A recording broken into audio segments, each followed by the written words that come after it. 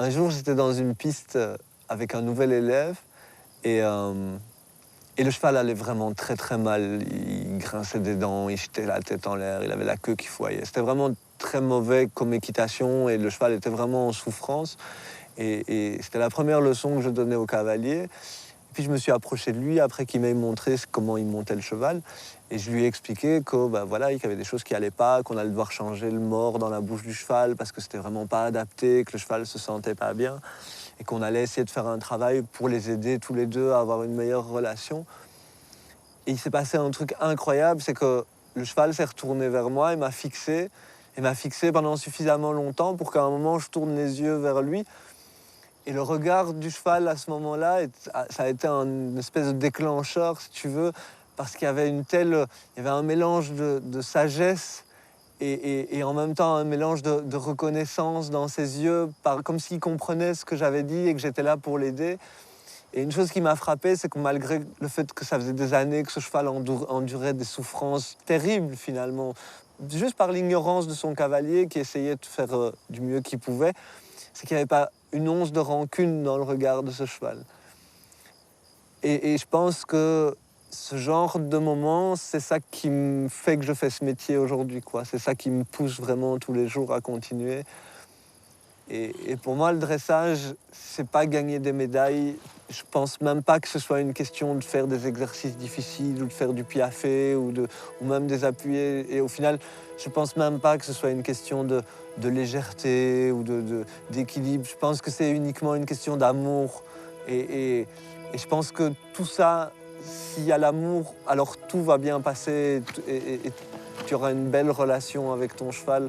Mais la base de tout, à mon sens, c'est juste cette idée d'avoir le respect de cet animal et puis d'essayer de mériter tout ce qu'il va pouvoir m'apporter à moi dans ma vie et tout ce qui va pouvoir me transmettre et me placer un peu en dessous de lui finalement, au lieu de me placer comme étant celui qui va lui apprendre quelque chose, avoir suffisamment d'ouverture et d'humilité quand je l'approche pour me dire que c'est lui qui va m'apporter quelque chose dans ma vie et qui est finalement bien plus important qu'une coupe que je pourrais gagner à la fin du week-end ou même qu'un exercice difficile qui va faire plaisir à mon ego ou que le public va trouver joli.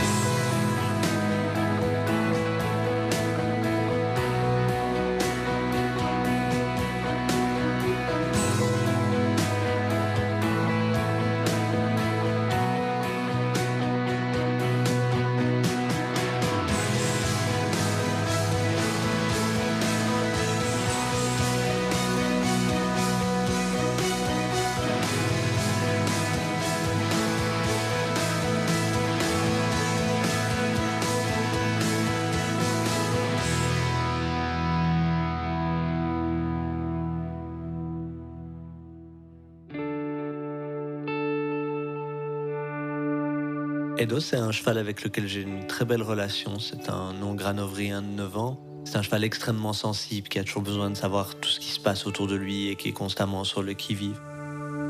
Je connais pas exactement les détails de son passé, mais je pense que le débourrage ne s'est pas bien déroulé en Allemagne et que son ancienne propriétaire a eu pas mal de difficultés avec lui. Ça fait 3 ans que je le travaille maintenant et on a réussi à développer une belle relation de confiance. Mais il a toujours été un cheval naturellement très anxieux. Alors j'ai beaucoup travaillé à pied sur son mental et je prends encore aujourd'hui beaucoup de temps à pied pour le décontracter, aussi bien mentalement que physiquement.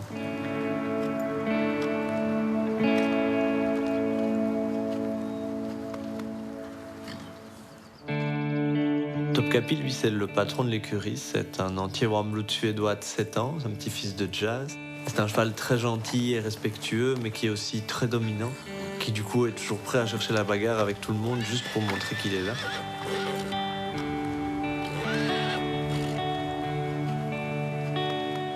Lincoln, lui, c'est Lily, c'est un entier pure race espagnole de 6 ans. C'est un cheval avec un mental exceptionnel que je travaille depuis un peu moins d'1 an. Et ce qui est vraiment intéressant avec lui, c'est la manière de gérer le fait qu'il est très massif. car c'est un cheval qui peut être complètement désordonné et lourd lorsqu'il laisse tomber son dos, mais qui devient très léger et aérien lorsqu'il est bien en équilibre.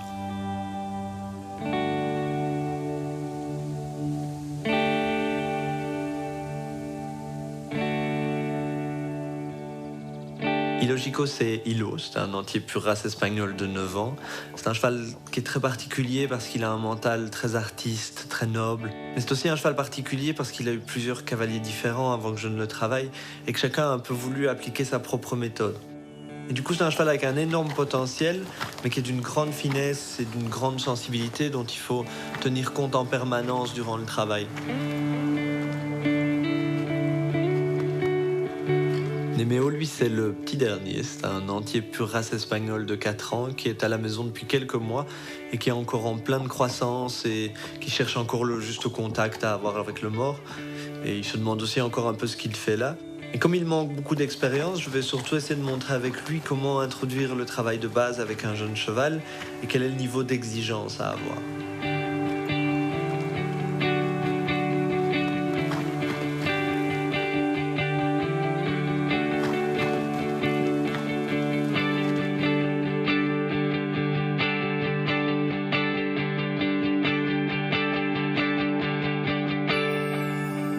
La première chose sur laquelle j'insiste beaucoup, c'est que le cheval accepte de rester immobile.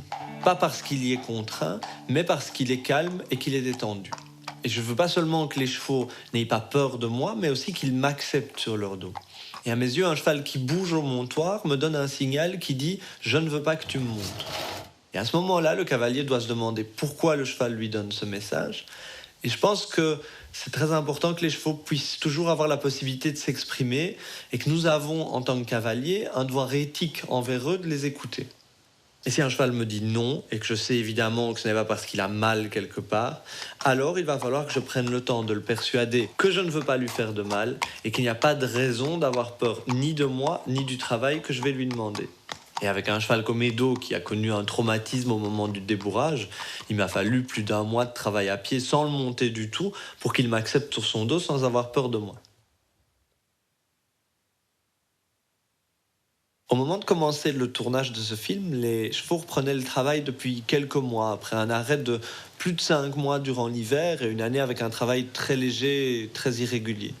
Le but n'était donc clairement pas de montrer des chevaux parfaitement dressés ou un travail sans aucune irrégularité ou défaut. Mais par contre, il m'a semblé que c'était justement ça qui était intéressant, que de montrer aux cavaliers le début du travail de base et sur le long terme, avec le tournage des prochains DVD, de leur montrer les effets de ce travail et de leur permettre de constater les différences d'année en année grâce à ce travail.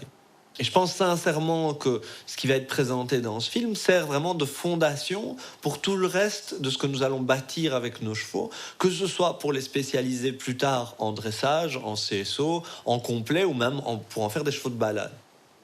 Je pense d'autre part qu'il est primordial que les cavaliers, quel que soit le niveau, soient le plus rapidement possible capables d'établir des priorités. Et ma première priorité, après avoir marché au moins 10 minutes rêne longue, va être de décontracter mon cheval. Il peut être un peu courbaturé de la veille, ou naturellement un peu raide et tendu, ou simplement il peut s'être couché dans une mauvaise position, et je ne veux surtout pas commencer le travail plus avancé avant de l'avoir libéré de ses tensions et de ses raideurs.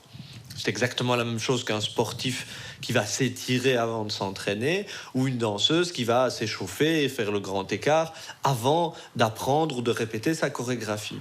Mais nous allons voir que, avant même de commencer ce travail, il faut que certaines conditions soient réunies.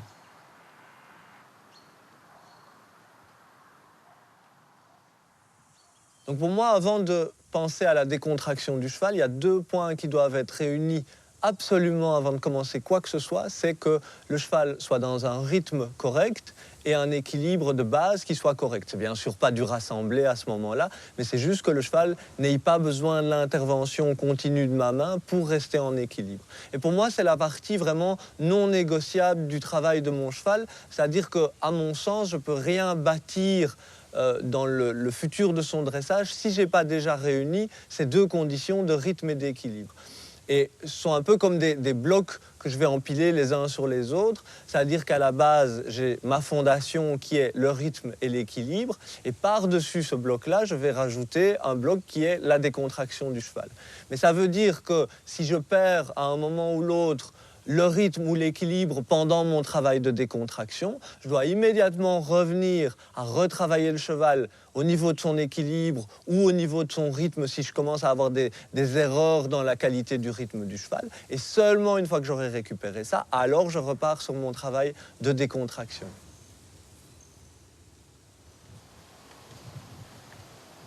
Ici, on peut constater que Edo est calme et qu'il garde un rythme constant dans son pas. Mais il n'est pas uniquement en question de régularité, mais aussi de tempo.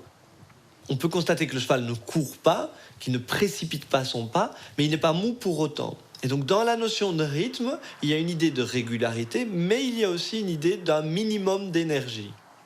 Et à partir de là, il y a une autre notion qui est importante, c'est celle de la qualité de l'allure, de sa pureté. On voit que le pas est correct, c'est-à-dire que les 4 temps sont bien marqués, et que le cheval couvre du terrain à chaque foulée. Pour ce qui est de l'équilibre de base, comme je l'ai dit, il n'a rien à voir avec du rassemblé. Il implique seulement que le cheval ne soit pas sur les épaules et donc que je n'ai pas besoin de l'action continue de ma main pour qu'il garde son équilibre. Et un bon moyen de vérifier ça, c'est de l'arrêter par ma position uniquement. Et si nécessaire, je vais répéter ces arrêts en agissant d'abord avec mon dos, puis seulement en fermant les doigts sur les rênes, jusqu'à ce que le cheval anticipe l'action de ma main et s'arrête uniquement par ma position.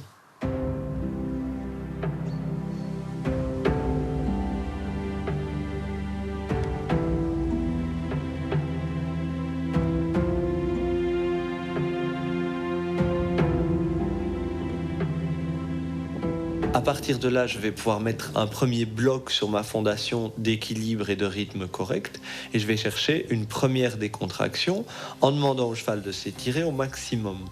Je pense qu'il est important que le cheval puisse aller au bout de l'extension jusqu'à avoir les naseaux à plus ou moins 30 cm du sol afin d'être certain de ne laisser aucune tension dans le corps du cheval. Cet exercice, pour moi, c'est le grand écart du cheval et personne n'imaginerait arrêter le grand écart à mi-chemin sans être capable d'aller au bout de l'exercice. Et c'est ce travail qui va défaire tous les nœuds de tension qui se sont accumulés dans son corps durant les 23 heures de la journée où je ne l'ai pas monté, même si le cheval a passé la journée en prairie. Ah, bien.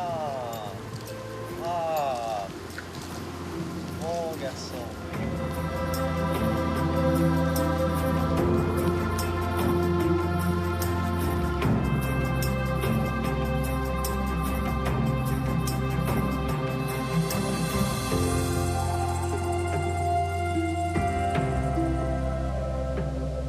Lorsque je sens mon cheval capable de changer de direction en gardant sa décontraction et donc son encolure basse, je vais pouvoir reprendre les rênes pour partir au trot. Personnellement, je préfère toujours pour les premières transitions au trot garder les rênes courtes et le cheval en main. Alors évidemment, cette mise en main ne sera pas parfaite, mais au moins ça me permet d'immédiatement pouvoir m'occuper de son rythme et de son équilibre. C'est aussi un moyen pour moi de vérifier que le cheval accepte l'attitude haute avant de le laisser descendre sur son encolure. Et on peut constater qu'ici encore, avant même de m'occuper de la décontraction des dos, l'équilibre de base est correct, avec un cheval qui n'est pas sur les épaules, et le rythme est bien actif et énergique, mais sans courir. On peut constater ici que Edo, au début du travail, est encore très raide, et nous allons voir comment, petit à petit, il va se détendre dans tout son corps grâce à ce travail d'extension d'encolure.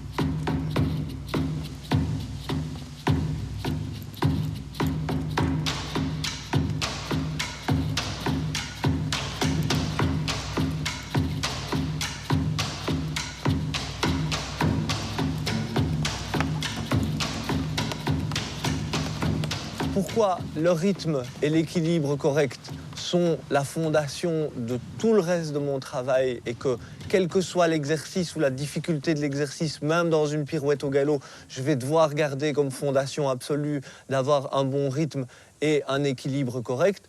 C'est simplement parce qu'on peut essayer de l'appliquer à nous-mêmes. Si je perds l'équilibre et que je suis en train de tomber, forcément, je ne suis pas dans un moment où je vais pouvoir me décontracter. Et de la même manière, si je cours très vite et puis très lentement, et puis très vite et puis très lentement, forcément, je ne vais pas pouvoir garder une respiration régulière. Et de la même manière, je ne vais pas pouvoir me décontracter. Le deuxième bloc étant la décontraction, c'est celui qu'on va mettre sur cette base.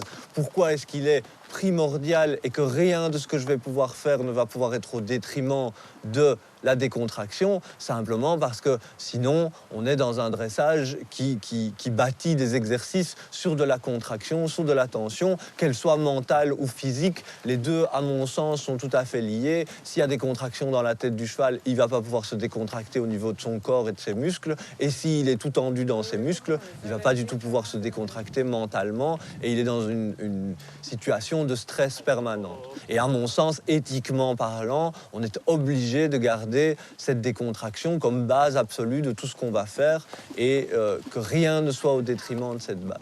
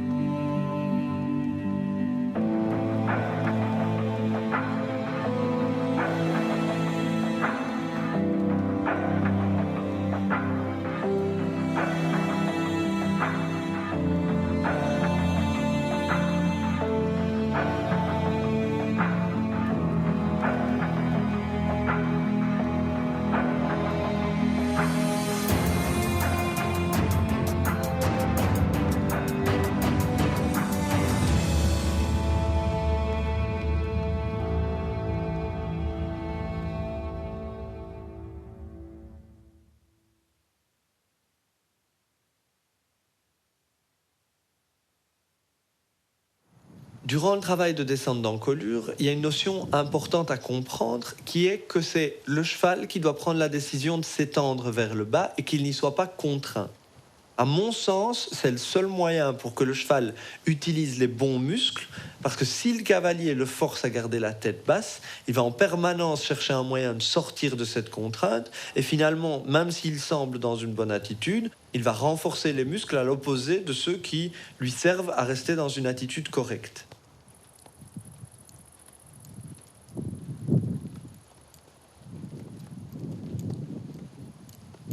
On va pouvoir le constater ici dans un moment de résistance où j'ai été trop dur avec mes mains, à quel point les muscles qui entrent en jeu lorsque le cheval résiste et cède sont complètement différents.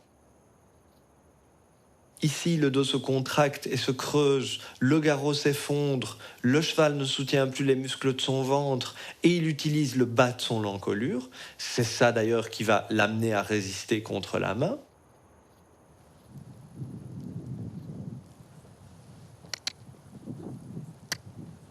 Et lorsqu'il se donne, même si ici il n'a pas encore suffisamment cédé au niveau de sa bouche et de sa nuque, on peut malgré tout déjà constater qu'il prend une attitude beaucoup plus correcte de lui-même. Son garrot remonte, il soutient son dos et son ventre. On voit d'ailleurs bien la ligne de ses abdominaux et il va chercher le contact vers le bas et vers l'avant.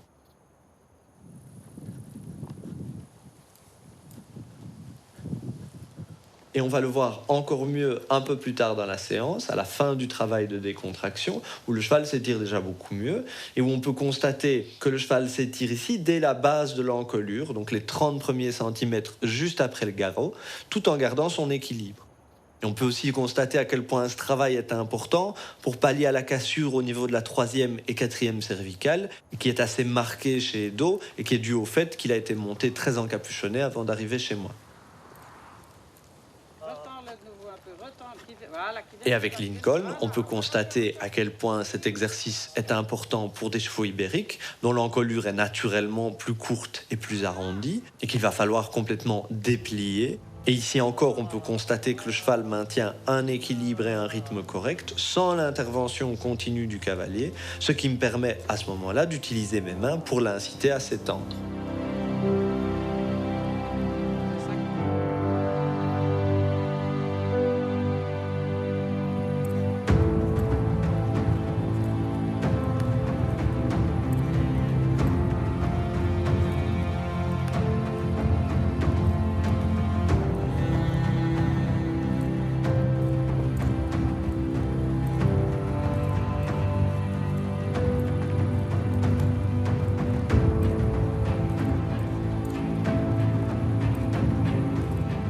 Pour amener le cheval à s'étendre de son plein gré, je vais lui présenter l'exercice sous la forme d'un jeu. Je ne veux pas qu'il se sente contraint, donc je vais tenter de poser les règles du jeu de la manière la plus compréhensible possible, puis je vais le laisser chercher la solution. Et j'aime beaucoup cette idée que le cheval cherche ce que j'attends de lui et que je le laisse faire ses propres expériences. Et pour ça, je vais d'abord tendre mes rênes jusqu'à sentir la bouche du cheval dans mes doigts, puis je vais jouer avec mes doigts, je vais prendre et rendre, simplement avec l'idée, dans un premier temps, de faire bouger le mors dans sa bouche, sans lui faire de mal, bien évidemment, mais avec des actions de main suffisamment perceptibles pour que le cheval l'interprète comme une demande de changement qui dirait « s'il te plaît, change quelque chose ». À partir de là, c'est à lui à chercher. Il va peut-être d'abord relever l'encolure, tenter d'arracher les rênes ou tout autre type de réaction due au fait simplement qu'il cherche la bonne réponse à donner à ma demande. Et moi, je vais juste continuer à répéter ma demande tant que le cheval ne donne pas la réponse que j'attends, en adaptant évidemment l'intensité de ma demande à la finesse et à la sensibilité du cheval.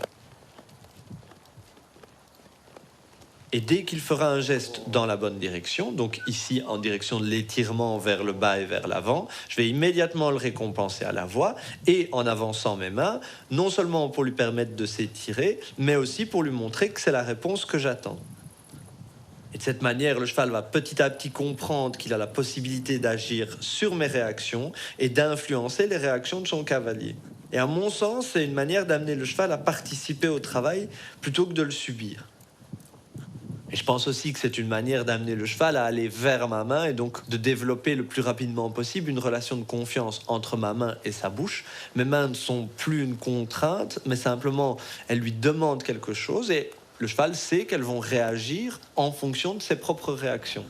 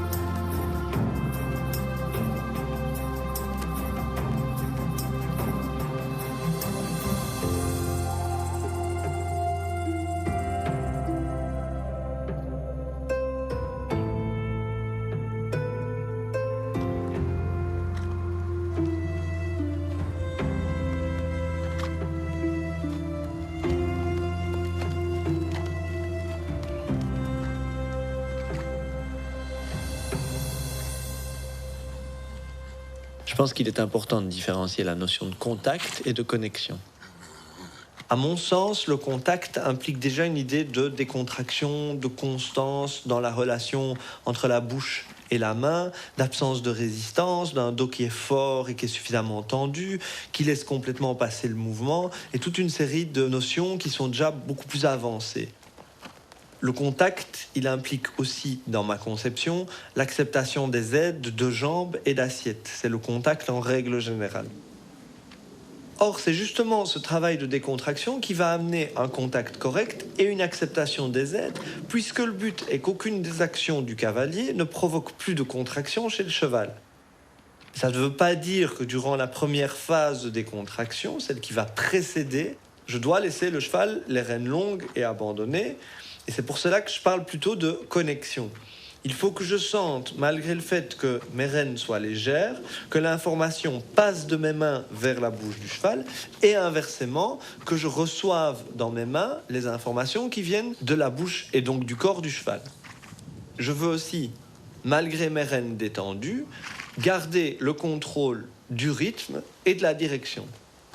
D'autre part, je dois toujours me poser la question de savoir si le travail que je suis occupé à faire avec mon cheval, non seulement décontracte ses muscles et enlève ses contractions et ses résistances, mais aussi s'il l'amène à avoir confiance dans ma main et à venir chercher le contact avec elle. On voit d'ailleurs ici la différence avec Illogico, qui, après un quart d'heure, commence maintenant à beaucoup mieux se tendre vers ma main et à chercher le contact avec le mort. Mais on voit aussi à quel point cette confiance et ce contact qui s'établissent progressivement sont encore très précaires et délicats, car dès que je fais une erreur de main ou que le cheval se déséquilibre, il se contracte et passe derrière la main en refusant la tension des rênes et en s'encapuchonnant. Il est donc très important de développer la confiance dans la main, mais sans abandonner le cheval ni perdre le contrôle. Et les transitions trop, pas trop sont le meilleur moyen, à mon sens, de vérifier dans quelle mesure le cheval accepte mes aides. Super. Super. Oh.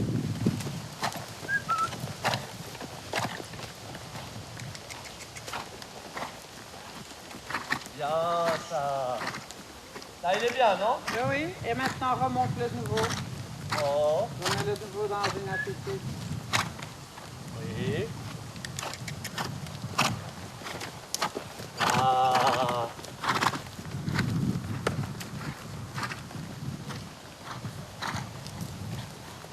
Ça. Tu le gardes, tu le gardes. Doucement, doucement. Attention à la régularité. Doucement. Oui. Attends.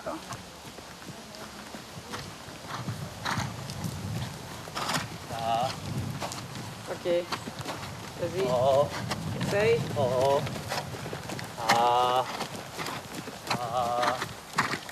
Ah. Ah. Oui. Ah. Là, oui. Ah. Ah. Doucement.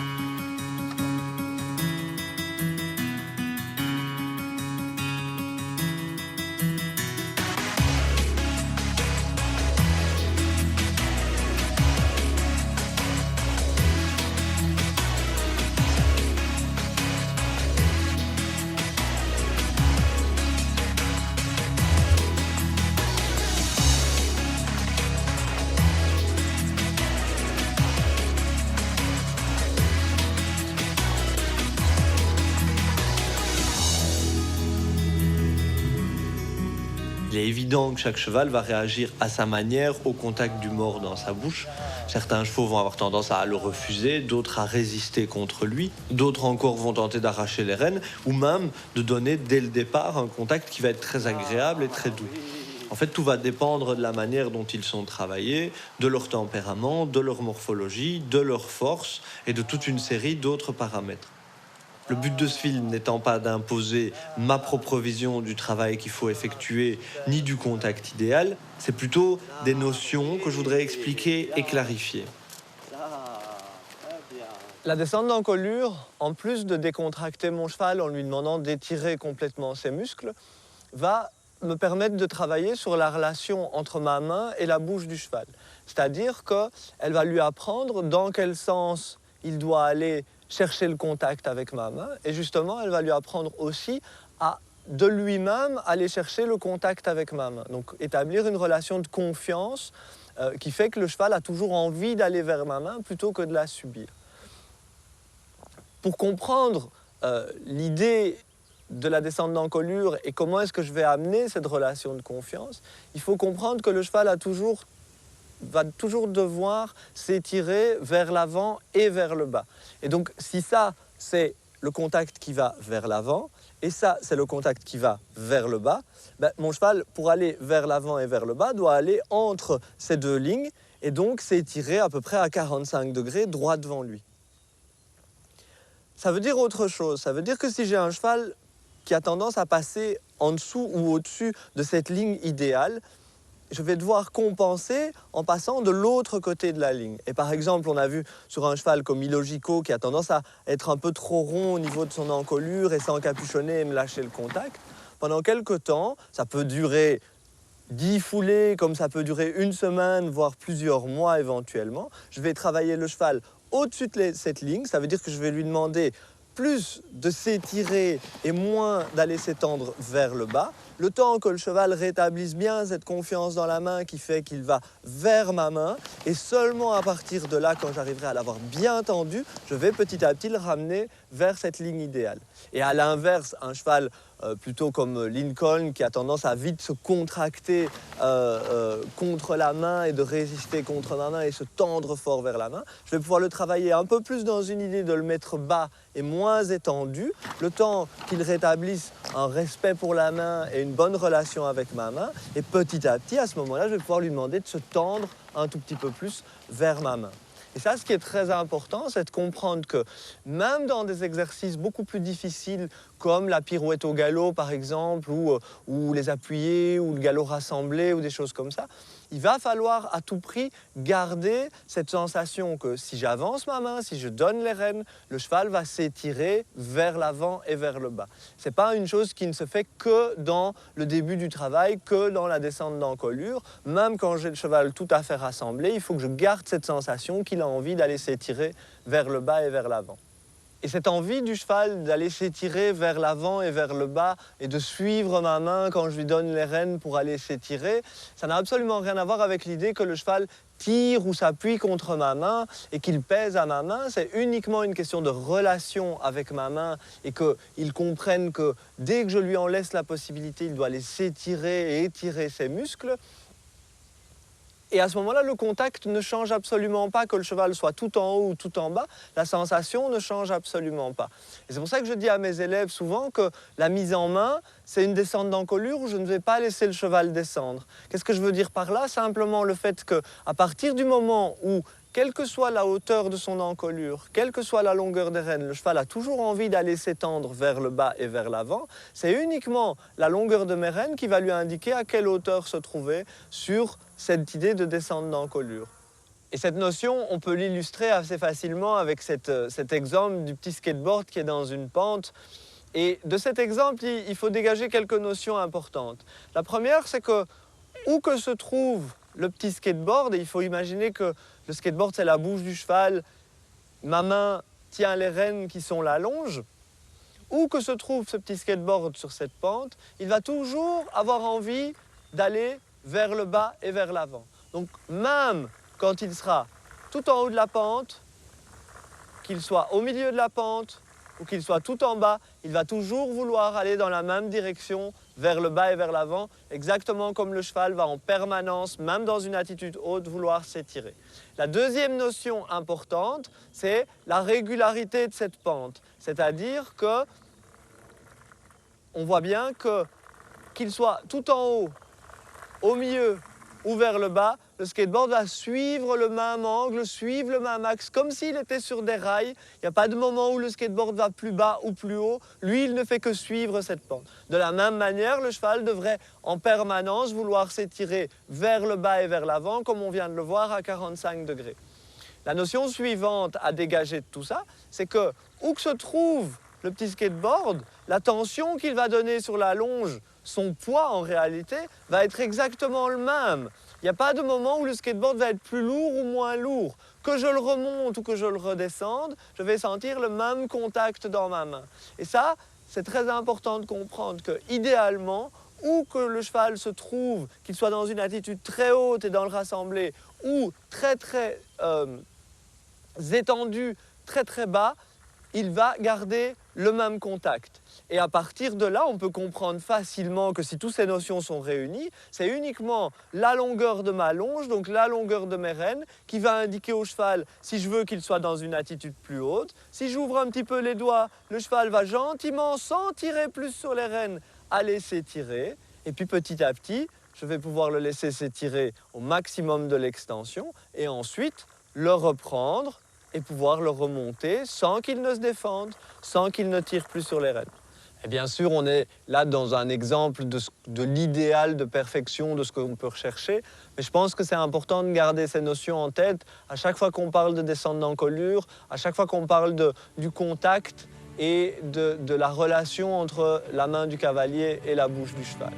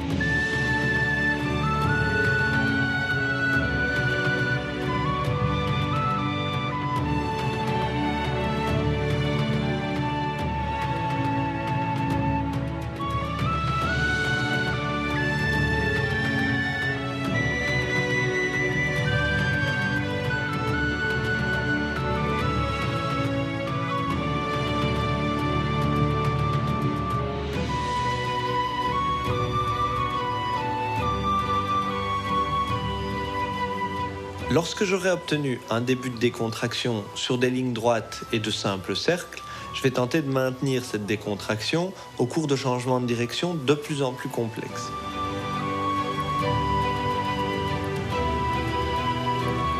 Il faut vraiment bien comprendre que le but de mon travail d'extension d'encolure est de faire accepter de mieux en mieux mes aides au cheval, que ce soit mes aides de direction comme mes aides de contrôle des allures. Le but est que plus aucune de mes actions ne génère de la tension ou des résistances chez le cheval. C'est seulement de cette manière que les changements de direction, les changements d'allure et les transitions à l'intérieur de la même allure vont avoir un effet positif d'assouplissement et de gymnastique.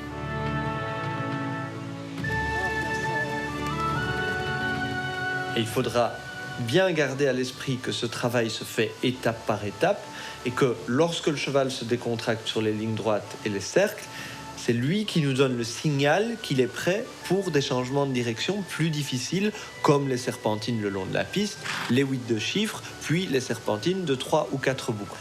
Mais c'est toujours le cheval qui indique lorsqu'il est prêt pour passer à quelque chose de plus difficile. Durant tous ces changements de direction, il faudra être très vigilant à maintenir la connexion avec l'arène extérieure. C'est d'ailleurs un peu ce qui manque ici par moment.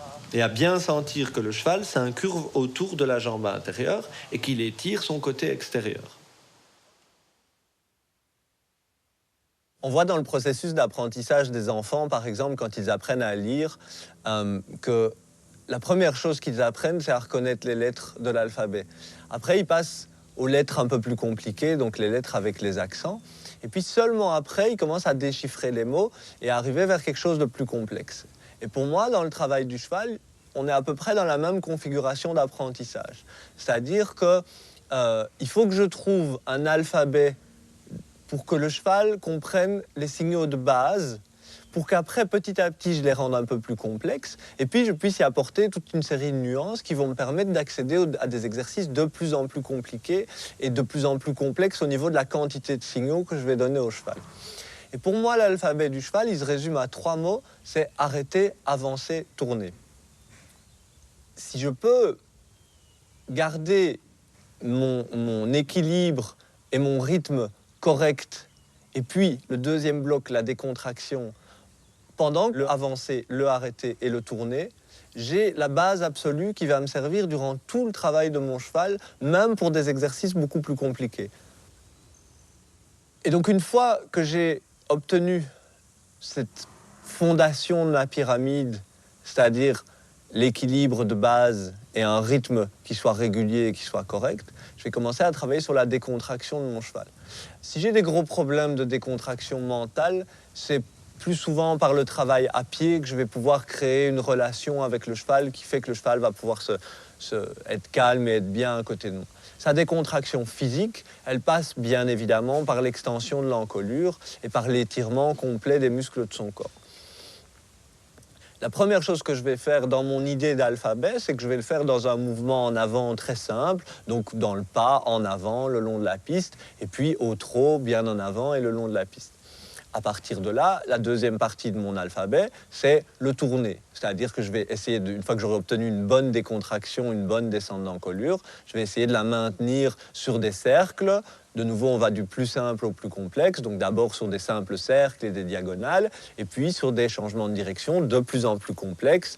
Ensuite, dernier point, dernier paramètre de mon alphabet pour le cheval, c'est le arrêté. Alors le arrêté, ça implique toutes les transitions descendantes et à mon sens, la transition la plus simple que je peux travailler avec mon cheval, qu'il soit très jeune, très expérimenté au début de son échauffement, c'est la transition du trot-pas, celle qui sera la plus simple pour le cheval. Et donc je vais essayer de maintenir la décontraction du cheval au travers de cette transition. Et petit à petit, de nouveau, on va du plus simple au plus complexe. Une fois que je suis capable d'obtenir cela, séparément, je vais petit à petit combiner le fait d'aller vers l'avant, de tourner, de faire des transitions. Et donc, je vais pouvoir faire mes transitions pas trop pas sur des serpentines. Et à ce moment-là, je combine le avancer, le tourner et le arrêter. Durant tout le dressage de mon cheval, il faut accepter que ce soit lui qui m'indique à quel moment il est prêt à passer à l'étape suivante. Certaines phases peuvent prendre quelques minutes, comme plusieurs semaines, et ce qui va être très facile pour un cheval très bien dressé peut mettre des mois avec un poulain ou un cheval plus compliqué. Certains chevaux sont naturellement décontractés, là où d'autres vont demander que la phase de décontraction soit répétée chaque jour, même lorsqu'ils ont un dressage beaucoup plus avancé. On comprend alors que si le cheval ne me donne pas une descente d'encolure correcte sur des lignes droites et sur de simples changements de direction comme des cercles, il serait illusoire d'espérer qu'il reste décontracté durant des exercices plus compliqués. Il y a donc une idée d'écouter le cheval et d'attendre qu'il nous dise qu'il est prêt pour des exercices plus difficiles, sans chercher à les arracher à tout prix.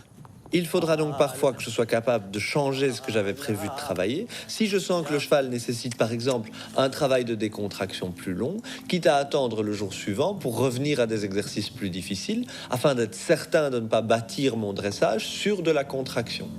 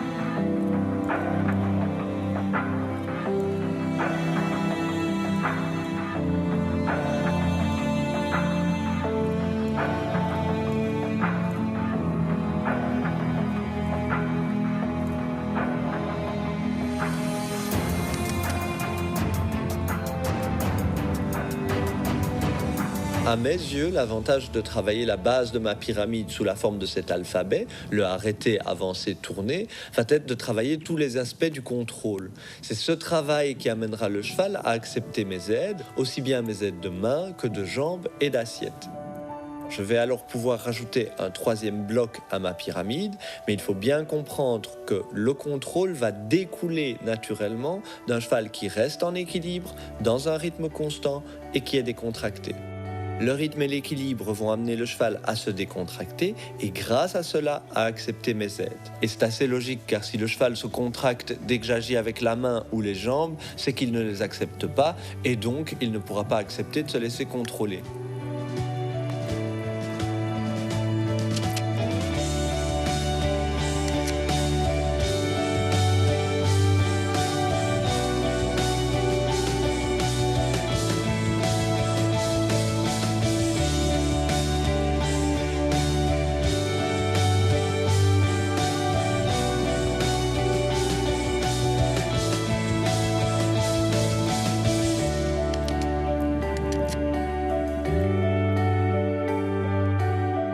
partir du moment où j'aurai réussi à décontracter suffisamment mon cheval durant les 3 phases de mon alphabet, on va dire, c'est-à-dire durant les transitions montantes et descendantes, durant les changements de direction de plus en plus complexes, durant des transitions entre les allures et à l'intérieur des allures, je vais pouvoir tenter de garder la même décontraction et de garder la base de ma pyramide dans une attitude plus haute.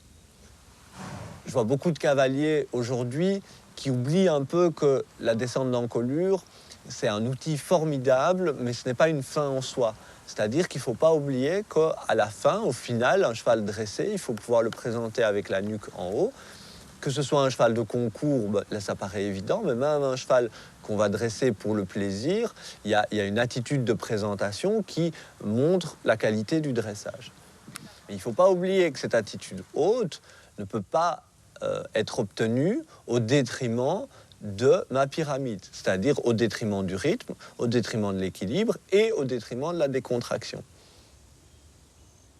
Bien sûr, au début, lorsque je vais remonter l'encolure, je vais perdre légèrement la décontraction. Et c'est la raison pour laquelle il est si important de suffisamment travailler le cheval en extension. Et nous verrons lors des prochains DVD comment la session de mâchoire et la mise à l'éperon vont nous permettre d'obtenir très rapidement beaucoup plus de décontraction dans cette attitude. Et en attendant le prochain film et ce travail qui est déjà plus avancé, nous allons surtout habituer le cheval à cette attitude et tenter de lui donner un premier assouplissement au niveau des hanches en vue des sessions de mâchoire. La première chose que nous allons donc faire dans cette attitude haute sera de vérifier que le cheval est toujours capable de s'étirer. Le but est de garder ou de chercher à retrouver la même sensation et le même contact, aussi bien lorsque je le laisse s'étendre progressivement que lorsque je le remonte. Il faudra bien garder à l'esprit l'exemple du skateboard et sentir qu'entre l'attitude haute et l'attitude basse, donc entre le blanc et le noir, je suis capable de passer par toute la gamme des gris, donc de réellement contrôler l'attitude du cheval. Il faudrait par contre que le cavalier fasse ici plus attention à garder la nuque le point le plus haut, donc la partie de l'encolure qui est juste derrière les oreilles, car sinon on voit que le cheval est derrière la verticale et qu'il casse son encolure au niveau de la 3e ou 4e cervicale. Mais aussi que le cheval, lorsqu'il s'étend, aille plus rapidement chercher l'extension vers l'avant. On peut constater ici comme Lincoln a encore du mal à maintenir le rythme et l'équilibre lorsque je joue avec l'attitude. Mais on peut aussi constater que j'essaye de le ramener aussi vite et aussi délicatement que possible dans un rythme et un équilibre correct, en tentant de nuire le moins possible à la décontraction et donc en agissant au maximum avec ma position plutôt qu'avec mes mains.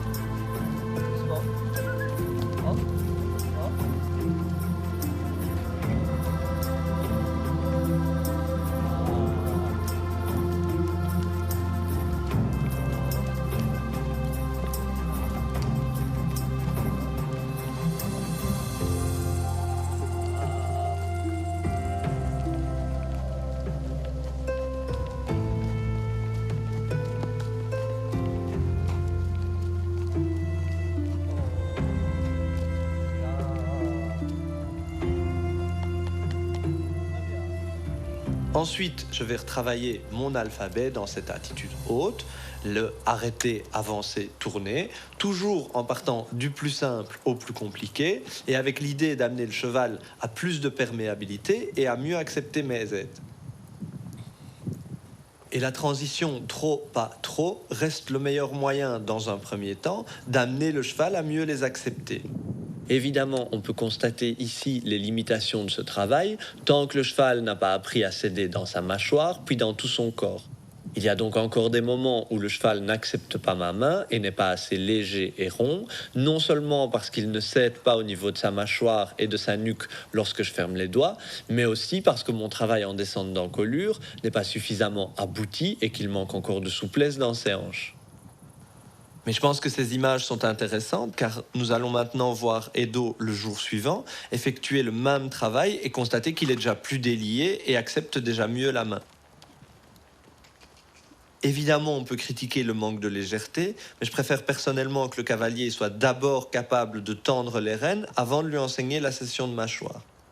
À moins d'avoir un cheval qui tire très fort sur les rênes au départ, c'est ce travail qui nous permettra ensuite d'éviter que le cheval, en s'aidant dans sa bouche puis dans sa nuque, ne s'encapuchonne et ne laisse tomber son dos.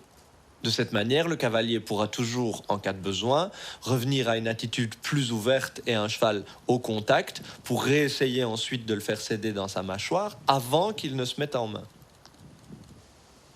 Et bien sûr, après ce travail de transition, on revient dans l'extension d'encolure. Et on voit d'ailleurs bien ici, comme le cheval a plus de mal à s'étirer que tout à l'heure, et comme l'attitude haute a généré des contractions. Donc il faudra bien prendre le temps de le redécontracter, de le ravoir très bas, et éviter de maintenir l'attitude haute trop longtemps.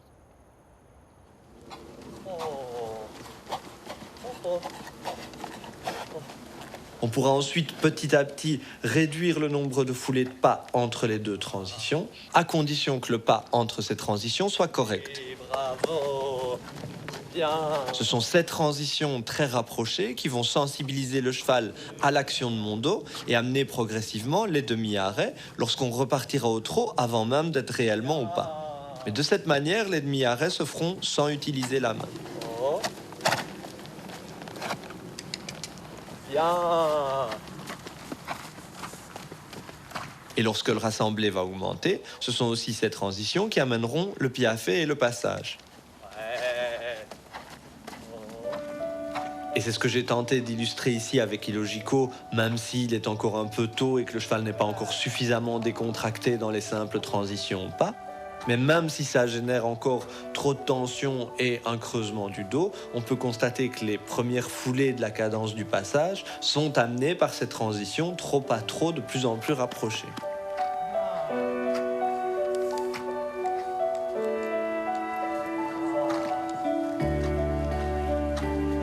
Et il ne faut surtout pas oublier, à intervalles réguliers durant ce travail, d'insérer des transitions bien en avant où on va, entre guillemets, rafraîchir l'activité des postérieurs.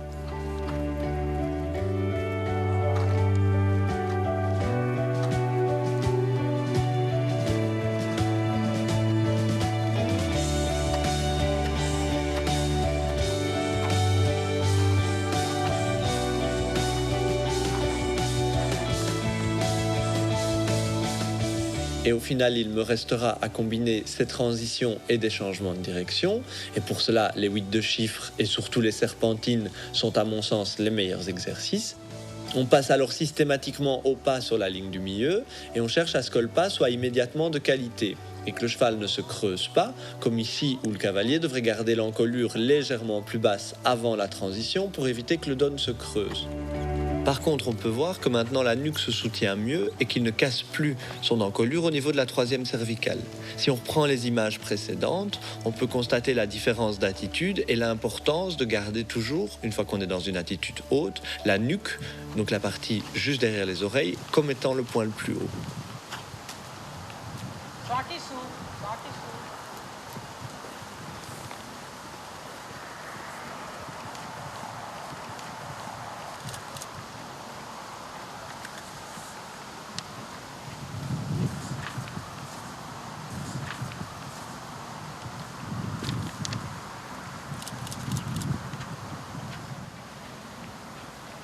Et à nouveau, on renvoie le cheval régulièrement en avant pour maintenir la capacité des postérieurs non seulement à se détendre énergiquement, mais aussi à participer à la propulsion.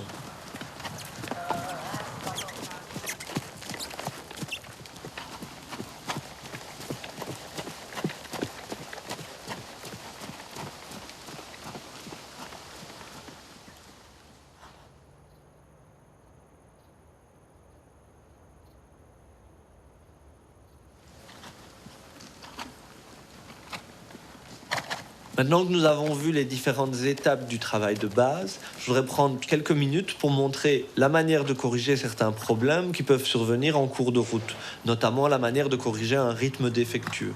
Et en effet, certains chevaux n'ont pas un rythme naturel bien marqué, soit à cause d'un travail incorrect, soit par tempérament, parce qu'ils ont une tendance à être plutôt flegmatiques ou justement parce qu'ils ont un peu trop d'énergie.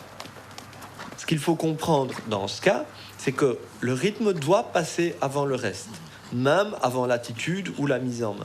Et ça ne veut évidemment pas dire que je vais le laisser des heures dans une mauvaise attitude, mais que si je dois choisir, le contrôle du rythme passera en priorité. Et lorsque je tente d'améliorer le rythme, comme pour ce que nous avons vu avec le sens du contact, il faut que je tienne compte de la tendance naturelle du cheval. Donc si le cheval a tendance à vouloir précipiter ses allures comme illogico, je vais le monter le temps nécessaire dans un rythme un peu trop lent jusqu'à compenser sa tendance naturelle et avoir la sensation qu'il m'attend. Et à l'inverse, avec un cheval comme Edo qui a tendance à manquer un peu d'activité de par ses raideurs et ses contractions, je vais le monter pendant quelque temps dans un rythme légèrement trop rapide jusqu'à ce qu'il s'habitue à se déplacer de lui-même avec plus d'énergie. Et de toute façon, dans tous les cas, le but est toujours de pouvoir se passer des aides le plus longtemps possible, que ce soit des aides de ralentissement ou de propulsion. Je veux donc, sur le cercle, pouvoir rester complètement passif et vérifier combien de temps le cheval va maintenir exactement le même rythme sans intervention de ma part.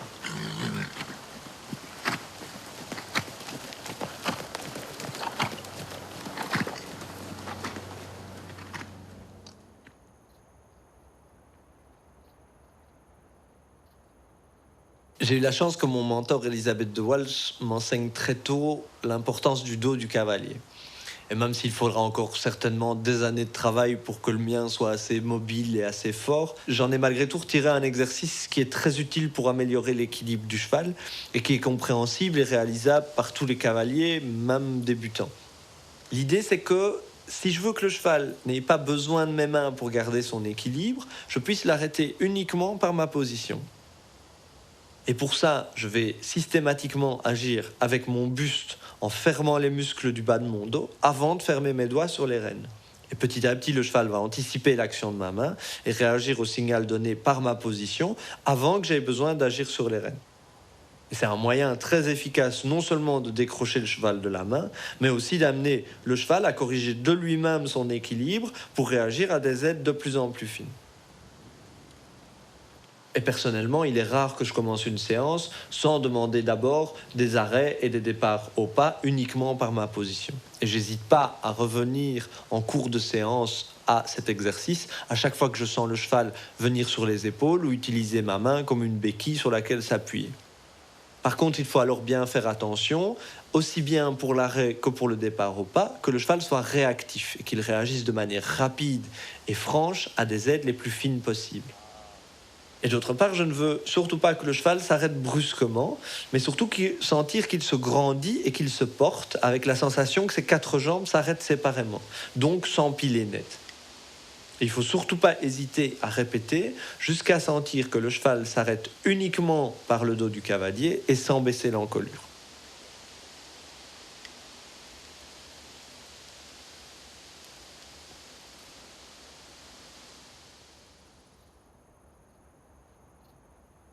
Pour corriger la mise en main ou aider les cavaliers qui ont des difficultés à obtenir le premier placé du cheval, je leur demande dans un premier temps de tendre la rêne extérieure et d'amener le bout du nez du cheval légèrement vers l'extérieur, puis simplement de fixer cette main. Ensuite, sans que le cheval ne perde cette légère flexion de l'encolure vers l'extérieur, je leur demande de prendre et de rendre sur la main intérieure, qui reste assez basse, avec l'idée d'emmener le bout du nez du cheval légèrement plus bas à chaque fois qu'il ferme les doigts et de relâcher dès que le cheval cède, puis de recommencer pour baisser l'encolure centimètre par centimètre. Je vais ensuite insérer des cercles et des voltes où le cavalier devra agir exactement de la même manière avec ses mains, sans changer leur position, mais en vibrant en plus avec la jambe intérieure bien à la sangle pour incurver le cheval. À mes yeux, c'est ce qui permet au cavalier d'apprendre immédiatement à garder la connexion avec la rêne extérieure et à ne pas plier le cheval vers l'intérieur pour le mettre plus bas. Mais ça permet aussi au cavalier d'apprendre à mettre le cheval en main de manière progressive et sans à-coups, puisqu'il lui demande de le faire centimètre par centimètre. Et dès que le cavalier sent son cheval céder et prêt à descendre son encolure, je lui demande de continuer à agir de la même manière, mais d'avancer progressivement les mains pour laisser le cheval s'étendre. Et je leur fais ensuite répéter cet exercice jusqu'à ce que la mise en main vienne facilement et sans résistance. Le but n'est donc pas de garder le cheval dans cette attitude, mais de répéter le plus souvent possible jusqu'à ce que cette attitude vienne de plus en plus facilement.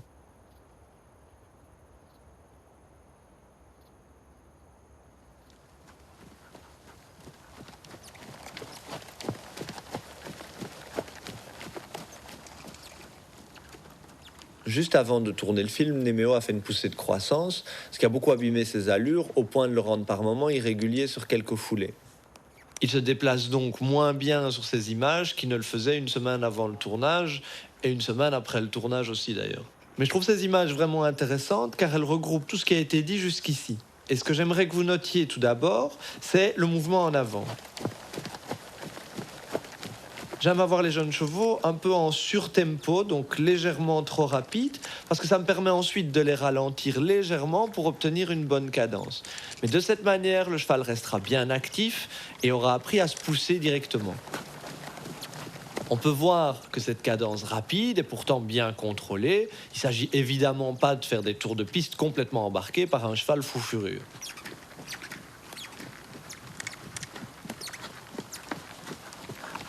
Ensuite, on peut constater l'équilibre du cheval, malgré le fait qu'il n'a que 4 ans, et le fait aussi qu'au moment de tourner ces images, il avait les hanches 5 cm plus hautes que les épaules.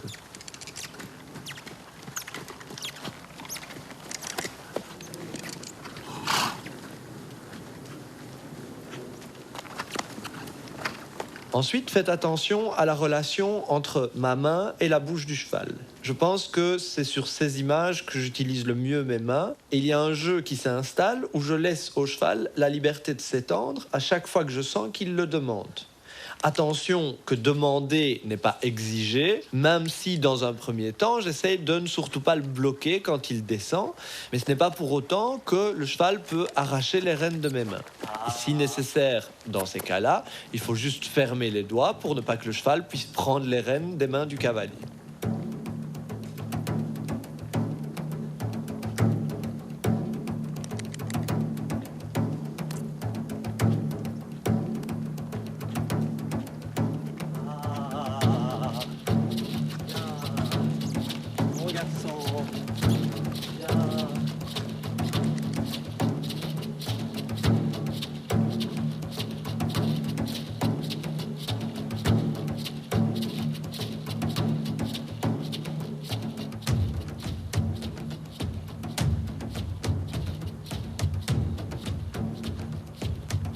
On voit aussi que j'essaye de bien garder les mains posées au garrot lorsqu'il est dans la mise en main, donc dans une attitude haute, et comme j'essaye d'agir le moins possible.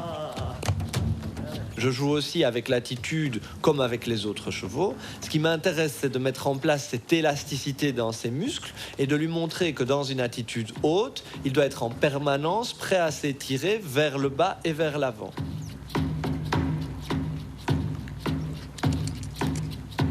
On voit aussi comme le mors bouge dans la bouche du cheval à chaque fois que je lui demande d'aller plus bas, sans bien sûr que ça se transforme en à-coup dans sa bouche. C'est une vibration du mors dans la bouche du cheval.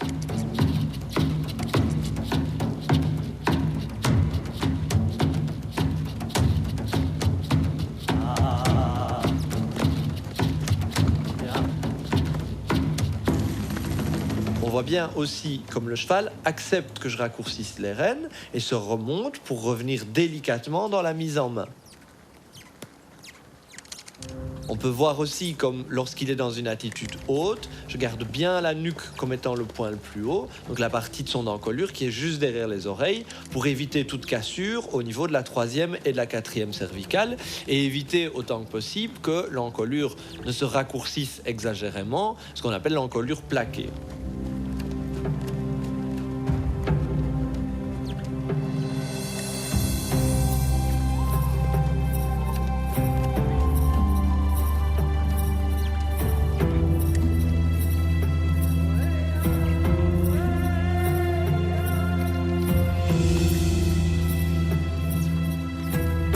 Au galop, on voit que je laisse la liberté au cheval d'avancer. Et si j'essayais de raccourcir le galop à ce stade, je ne ferais qu'une chose, c'est d'abîmer la qualité de l'allure. À la place, je préfère développer la propulsion et je me mets souvent en suspension pour libérer le dos du cheval. Et ici encore, je me limite à montrer au cheval la direction vers le bas et vers l'avant et à lui donner de la liberté lorsqu'il commence à s'étendre, en essayant de ne pas l'abandonner pour autant. Je laisse aussi bien le cheval s'ébrouer et souffler par les naseaux parce qu'il est très important à ce stade qu'il apprenne à respirer correctement et à ne pas bloquer sa respiration. Allez.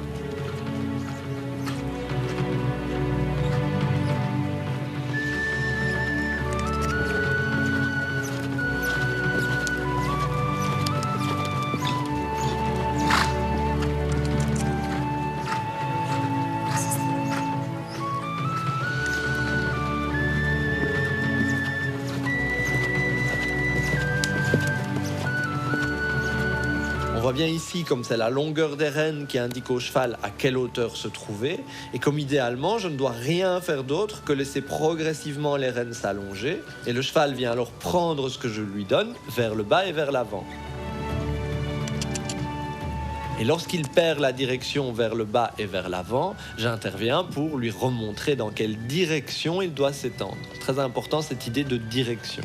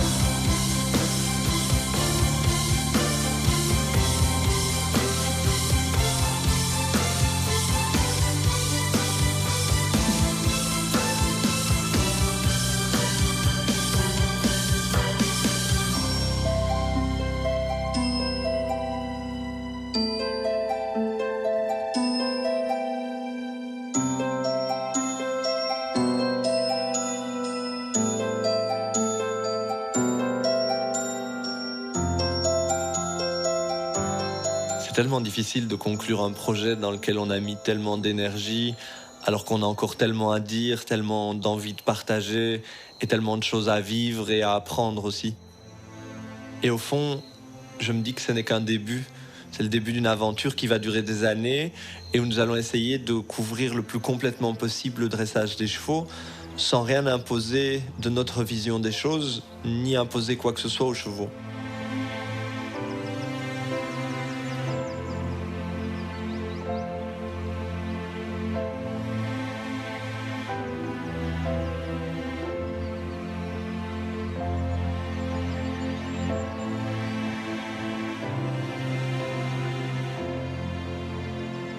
Et si certains aujourd'hui leur imposent des souffrances terribles juste pour gagner des concours, je pense que la question à se poser, plus que l'intérêt ou non des compétitions, c'est ce que nous sommes prêts à faire en tant que cavaliers et en tant qu'être humain pour gagner une médaille. Alors oui, beaucoup de premières places sont encore occupées par des cavaliers qui ne respectent pas les chevaux, mais à mes yeux, ce sont eux les perdants, parce que les chevaux ont tellement plus à nous apporter finalement qu'une simple médaille.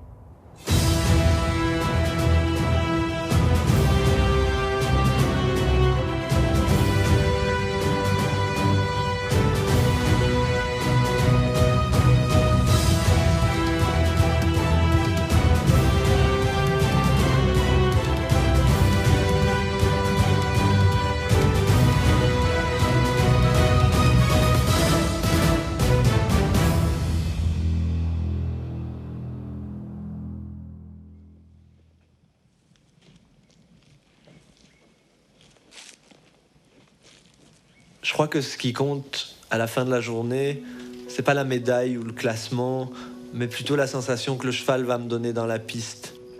C'est essayer de transmettre quelque chose, une émotion et ce que je peux ressentir, et d'utiliser le dressage avec tout ce qu'il a de technique pour en faire un art au même titre que la peinture ou la musique et pas un simple sport. Et au final, c'est ça qui est fabuleux dans ce qu'on fait avec les chevaux, c'est cette possibilité de ressentir et de faire ressentir des émotions aussi fortes et quelque chose qui peut être à ce point beau et à ce point plein de grâce et plein d'harmonie.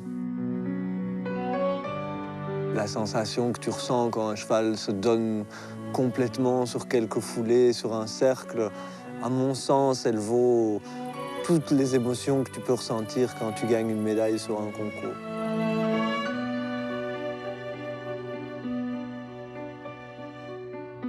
ça qu'on essaye de préserver avec mon professeur Elisabeth de Walge, qui a été élève de Nuno Oliveira pendant 17 ans. C'est cette idée de la pureté d'un geste, juste l'émotion ou la beauté d'un seul mouvement sur une fraction de seconde. Et elle, comme moi, c'est pour ça qu'on vit et qu'on se réveille le matin. Et toute notre vie, elle est orientée à rechercher ces moments-là. Et c'est les plus beaux moments du monde.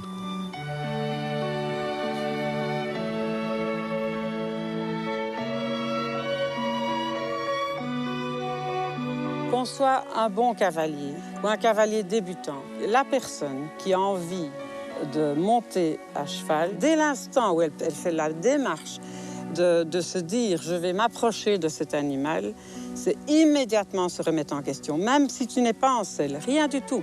Tu es là avec un animal et là, c'est toi qui dois décider. C'est toi qui dois décider ce que tu vas faire avec cet animal, comment tu vas agir, comment tu vas ressentir l'animal et comment l'animal te ressent.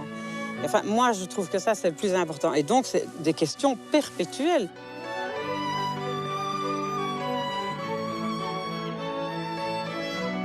Tu peux être uniquement technique et tu n'as aucune émotion, tu peux sortir certaines choses des chevaux, on peut toujours tout faire uniquement par la technique, mais bon, ça manque d'intérêt. Enfin, moi, je trouve que ça manque d'intérêt parce que si tu n'as pas l'émotion, si tu n'as pas le plaisir, si c'est uniquement purement technique, moi, je ne vois pas d'intérêt en tout cas.